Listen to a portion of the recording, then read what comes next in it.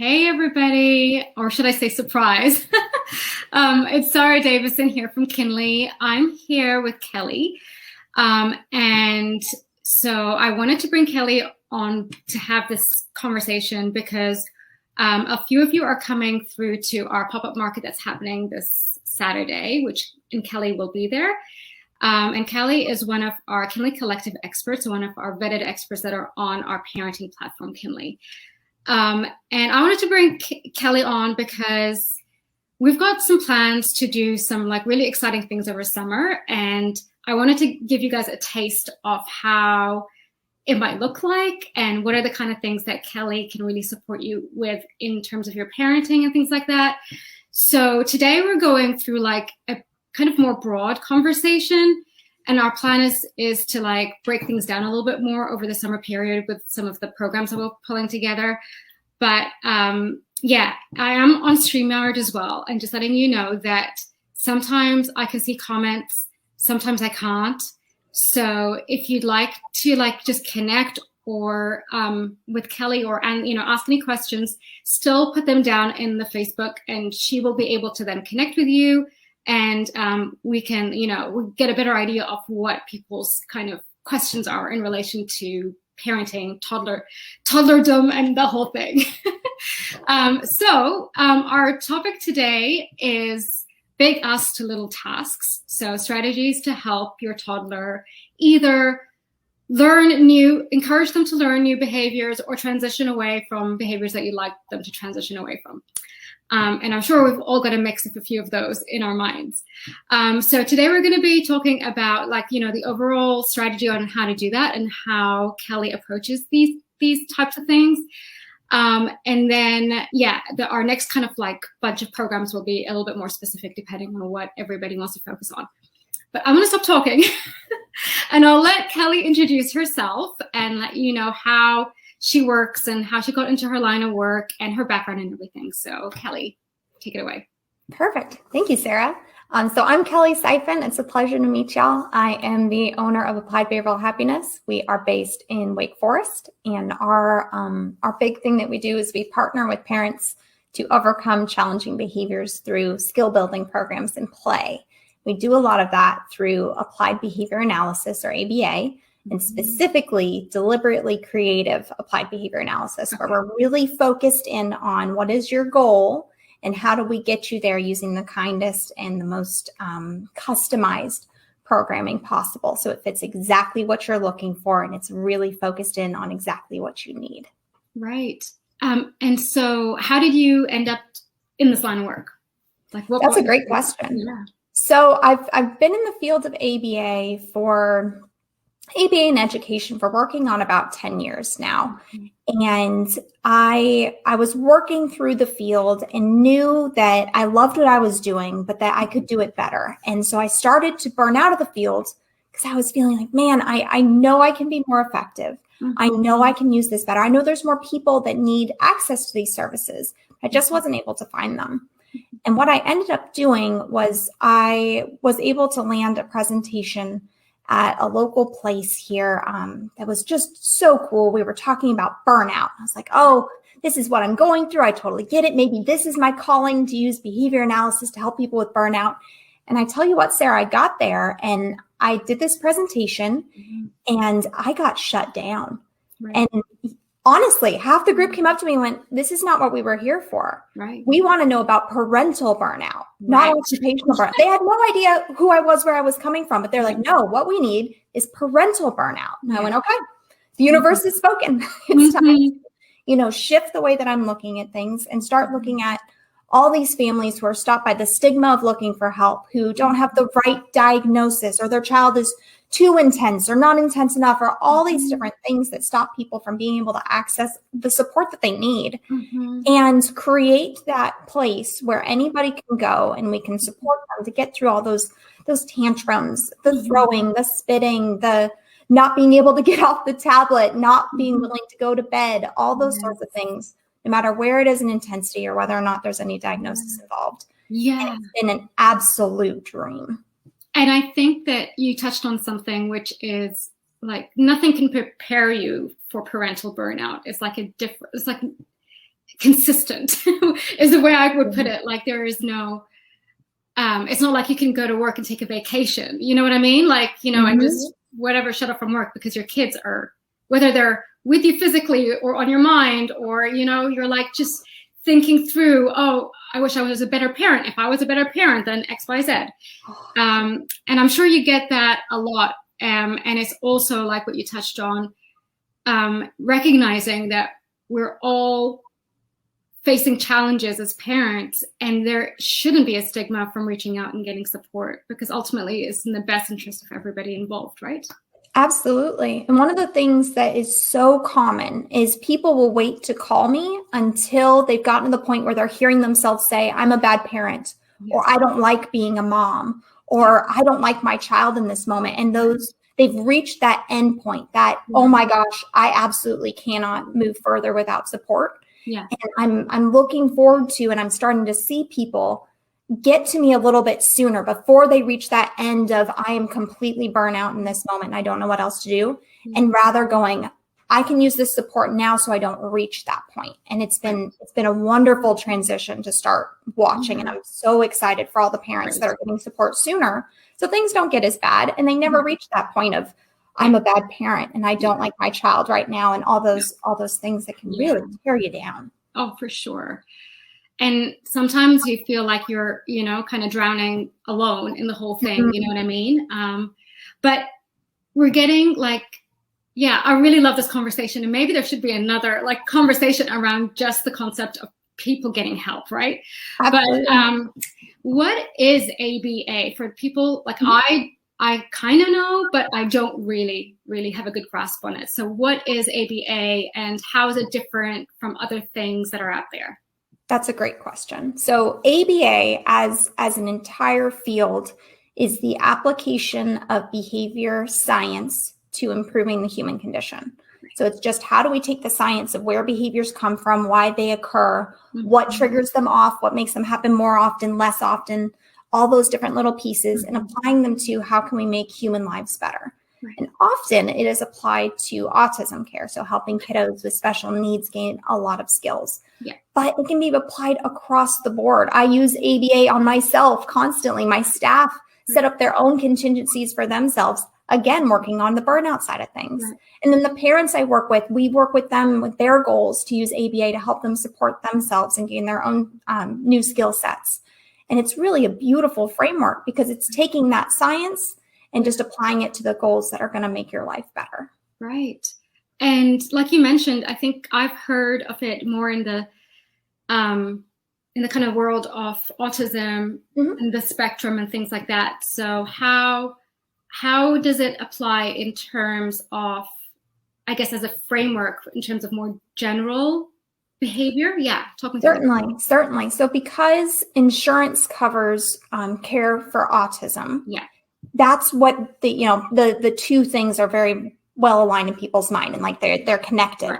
They're actually they aren't connected in that ABA was not designed for autism. ABA is the science of behavior, just straight applied to humans, all humans. So there's a type of ABA called OBM, which is organizational behavior management. It's taking that same science and applying it to businesses. There's coaching bases, there's feeding and eating programs, weight loss programs, exercise programs, everything you can think of. Mostly what we focus on is when we have challenging behaviors, like we don't have attention, or we're throwing big tantrums, or we're having a lot of trouble following routines. How do we use that same science to be able to develop those skills? Got you. I did not know that. I actually, like you said, I connected the dots as thinking that it was developed around, help supporting parents with children on the spectrum. That's how I understood it in the past. Most people have understood it that way. And it's really neat to be able to go out and go, hey, this is a broader science. It can be used in really beautiful, really kind, consent-filled ways, and can be used across the board with all humans. It's funny. When I was working with kids and trying to help them expand their diets, I went, man, am I just making kids eat food they don't like? Like, am I just a terrible person? No. Okay, I'm going to try these same methods on myself. And I went from like hating tomatoes and bananas. I mean, like smell them and gag Right. to now I crave them. Right. So those sorts of things Okay. are like, okay, if I give the child the chance to say, I'm comfortable with this, I'm willing to work with you on this program, and I know if I test it on myself that it is a kind program, Right. all right, we're in a pretty cool spot and we can get some really neat stuff done. Yes.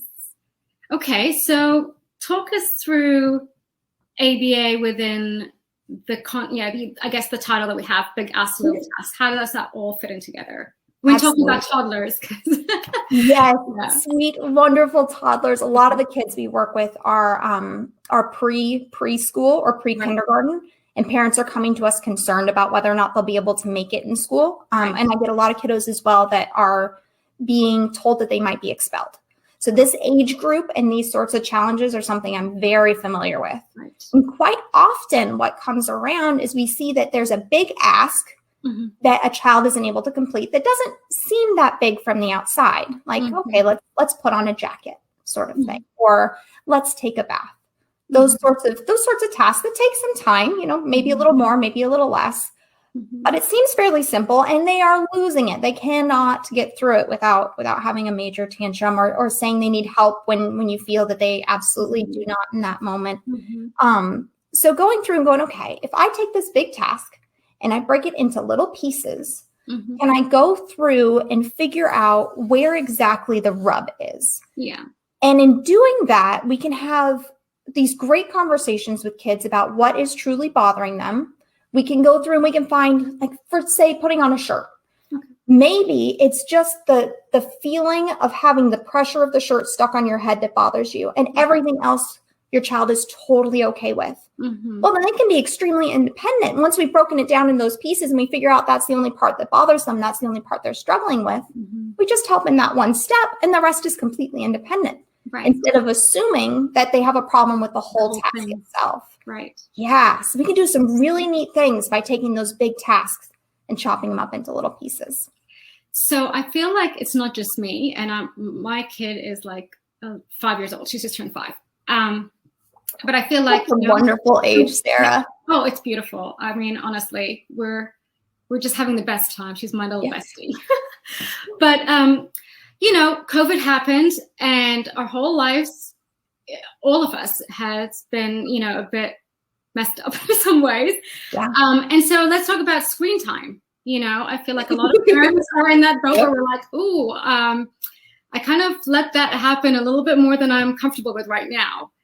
And we're obviously heading into summer and, less structures during the day and that kind of thing. So how would we apply, I guess, how would you apply supporting toddlers or kids lovingly, move away from as much screen time as they are having right now to what we feel is more appropriate? Oh, there's a bunch of different little things that I love like little quick tips that can make a huge difference. Right. The first one to consider is a visual schedule.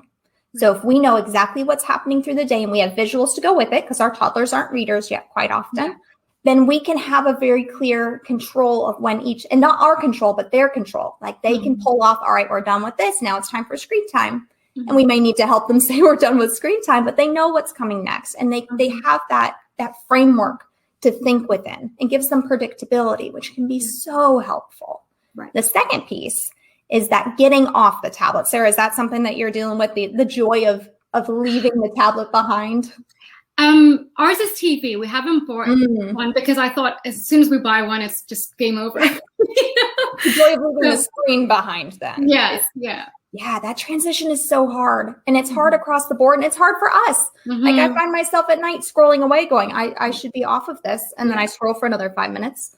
So we know how hard it is. Yeah. What we can do, and this is so simple, but it's so helpful.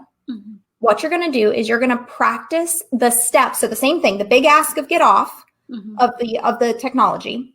We're going to break it into steps, and we're going to practice those steps, and then reward wonderful, wonderful choices with a little bit more time. Right. So what often we look at when we're helping a child on this specific thing is the first step is when I say, hey, excuse me, my friend, that they need to pause what they're doing and look up at me.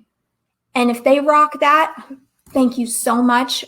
You acknowledged when I spoke to you. I really appreciate it. You can keep playing. That's all I needed. Right. And just practicing that, just that little interchange of, hey, if you just pause it and look up, that's all I needed. I love you. Your eye contact is exactly what I needed in this moment. I just need to know you heard me. All is well. You can keep playing. And just practicing that first little step gets you so much closer to, and now it's time to turn it off. Okay. And when you have that practice regularly, not every time you're working with technology that is able to be paused, I would practice this just a couple of times. When it's time to end, you go, hey, thank you so much for looking at me. We are done now. Or we have 2 more minutes. I'll check in with you in a second. Right. Here's what we're going to do next. Again, having that visual schedule, having that next thing you're transitioning to, having something else to look forward to will help you through that next step. But again, practicing that, when I respectfully as the adult ask for your attention, you respectfully as the child pause and give me your attention. We can just have a moment of reveling in that beautiful choice, and then let's get you back to what you're doing. Okay. See, like, that's the thing. I feel like for a lot of parents, maybe me, okay? I'm not sure if it's a lot of parents, but I feel like what it makes me really uncomfortable is the whole feeling like I've got to rip off the Band-Aid off, just, right, screen time is cut down now. Like, that's it, summer's over or whatever it is. But I never really approached it or even thought about approaching it from just those. That's like a tiny, tiny little step. Yes. which is totally doable and manageable and, pleasant for everybody involved. Absolutely. Yeah. And then it's just practicing being able to divert your attention from something you're really enjoying in general, which is going to help them in school, which is going to help them with peer interaction. So it's a greater skill. Yeah. And then when you're talking about like the need to rip the Band-Aid off, there's a time and a place where we can consider that. Right. But your child probably isn't going to love it. So if we can go another direction first and try some other things first so that their self-esteem and their feelings of controlling their body and themselves and having the skills enough to control their emotions through that moment, because the rip the Band-Aid, they may not have those skills yet, then we can get a lot more learning done. It might take a little more time, but we're going to get a lot more learning done with a lot less challenging behavior. Right. Okay. I mean, this is sinking in for me. Like, I can do this. Absolutely. Yes. Yeah. And that's the other thing. I never have worked with a bad parent. Every parent that has ever reached out to me has been wonderful. That's the reason they reach out, because they are wonderful and because it's just a couple tools and tips and tricks. You were never given, 10 years of behavior analytic training. No. That's my job. It's your job to be a wonderful mom. You're already rocking it. I just give you these couple of tools. You'll be just fine. You'll be just fine. So what are the kind of general things that you see a lot of, because we're talking about toddler preschool age, what are the things that are coming up? And I'm thinking especially around burnout because of COVID, and people are just, parents especially. Yeah. What kind of help are they seeking from you? Certainly. So I see a lot of kiddos that are not comfortable going out into, as things are opening, going out into the community. Or once we're out in the community and we can't buy that one thing, we're having a really hard time accepting no. Or we're at the park and we really don't want to leave. I see a lot of the schedule changed. And there was like, oh man, we were going to go to McDonald's, but on this street, but now we're going to McDonald's on that street. And just that much of a change is just too much for them because they've had so little control over their lives, and they have so little opportunity in such a short amount of life to be able to gain these experiences, that those little tiny, oh my gosh, that's really not a change for us. It's huge for them. And especially when they've had so much time indoors and so much time in quarantine, they haven't been practicing those skills. So we're seeing kids have these really big reactions over seemingly very, very small things. Yeah. Right. Yeah. And I guess now, integrating back into normal life, as you say, and school and all that kind of thing, that's coming up for a lot of kids and parents. Has it been a different sort of a different set of challenges that you've dealt with this year in a very, obvious way, or has it always kind of been more of the same stuff, just more kind of dialed up this year? That's a really interesting question. So, of course, there are things like my staff are in masks because we work with a lot of families. So even though we have vaccines taken care of and moving forward, when we interact with so many different people, we're still in masks to keep everybody safe. And the inability to show half your face when you're teaching emotional recognition. So you have to do a lot of eyebrow feelings. So that little thing has been different. And then considering as well as we're moving forward, looking at how school will look different for different kids. So the skills that I was helping kids prepare and develop 3 years ago are different than the skills that I prepare them for now. Like I never had a case where I needed to help a child be able to go to kindergarten through Zoom before COVID started. But that's a massive big task that has to be broken into many tiny pieces. Right. If mom's not going to have to, hover over their shoulder the whole time to make sure it works. Right. It's very, very interesting. Yeah. Especially for the little ones, where they have to focus. Absolutely. Yeah, focus on work in a way that is very unnatural to us. Yeah. So do you have anything else that you want to share around big us little tasks before we wrap up? Absolutely. So I've talked briefly about when you've got that big task that you really want them to be able to do. And you mentioned as well those big things. So it's not really a task, but like a big behavior that occurs that you'd prefer to start seeing fade away. You can do that exact same thing where you break that big tantrum and all the pieces, what triggered it, what exactly they did when it started. How do you know it's really going through the roof? What's the peak of it? What gets them to calm down? And start to look at all of those pieces. And that's what we do, full assessments on that here that are very science-based, of course. And we're going through and figuring out every tiny detail so we can design a perfect program for you. Right. But going through on your own and just having that time to think through all those pieces can help you see where the little rubs are, and you can make little changes and choices that really take the intensity down. I feel like it's I feel like it gives parents a lot of confidence because it is very practical.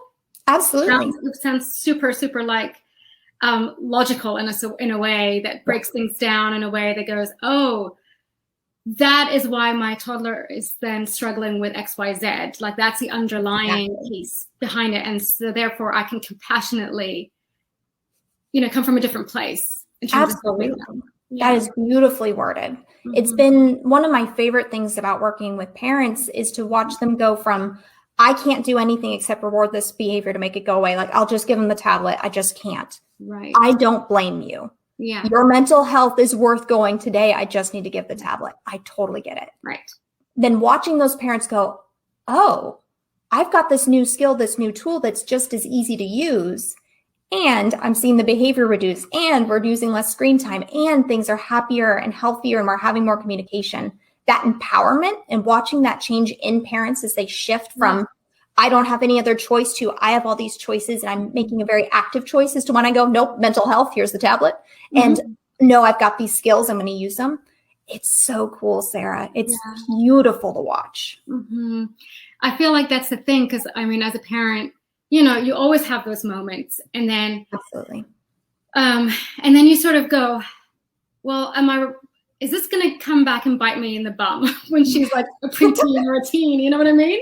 It's fine now when they're little toddlers, or you kind of can pass them something, but then you're kind of concerned that the behavior is gonna spill into other areas. Sure. And develop into something that's a bit more difficult to deal with when they're a bit older. So I feel like that's, a lot of parents recognize that probably now is the best time to support their kid, and in an empowered way. We don't, no one that I know wants to be that. We want to do it in a loving, compassionate way that also provides safety and security for our child.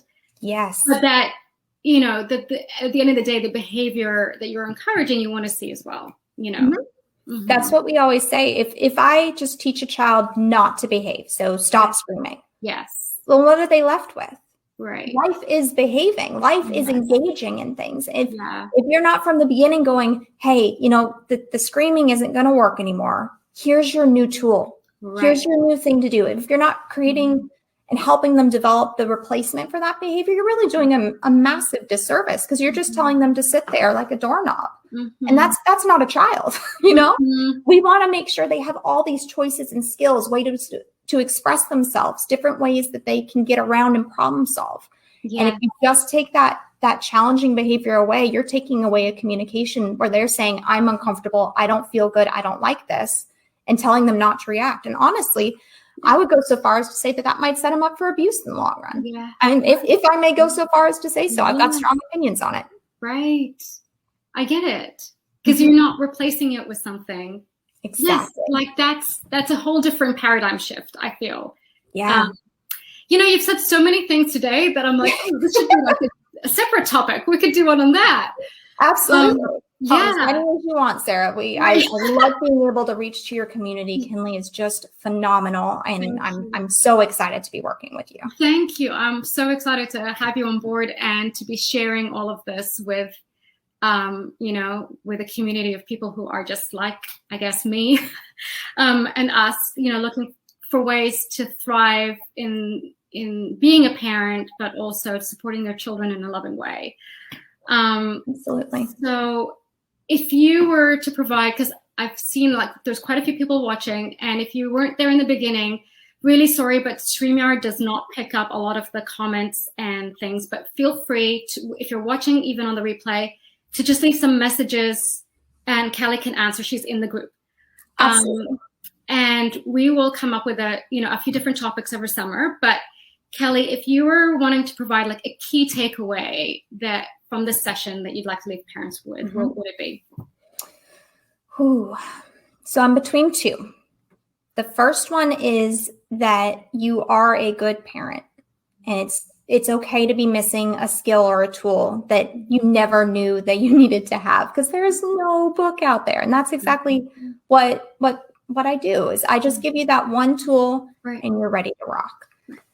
The second piece would be looking at those big skills, those big tasks, break them up into little pieces, find where the rubs are, and you'll make huge progress much, much faster. If you need any help with that, feel free to reach out. That's a lot of what we do. I love that. Okay, so tell us a little bit more about AB, Applied Behavioral Happiness, and is there anything that you'd like to leave our listeners with today? Absolutely. I'm, again, just so thankful to be a part of this group and have this amazing community to work with. We're going to go ahead for the month of June and offer free assessments for people who come in and let us know that you came from Kinley or Thrive Motherhood to link into the pop-up event coming on Saturday. Please do come. I really want to meet you all in person, especially with COVID slowing down, being able to meet people it means the world to me. I just am so excited for every parent I get to meet and every family that I get to work with, because you are wonderful parents. It's just a couple little skills. We can help you along the way. You can develop those and you'll be rocking. You never have to reach that burnout point to deserve help. We're here for you, and all is well. Holy grail. So what ages, just so people who are listening in, they might have ages across the board? Absolutely.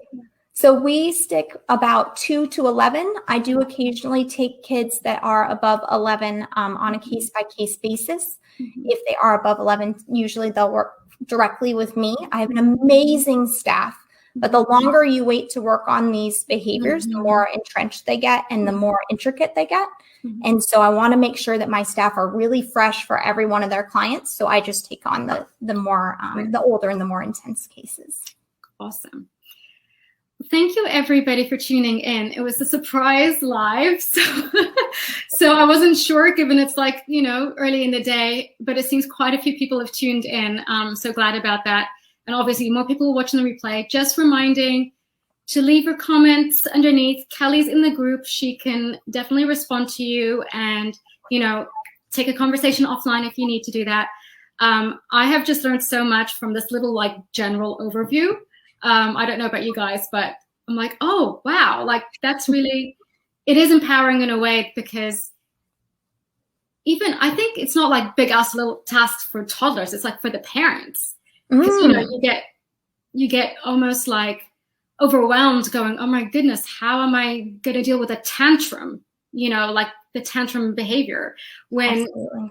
it is actually breaking things down, and it feels more manageable that way, and more like you've got the tools and the skills to approach things in a loving way. So Kellie, if you can just stick around, everybody. We're so looking forward to doing more of these, and we'll set it up so next time around we do them in more like Zoom calls, so you can pop in and ask questions, and it's more interactive.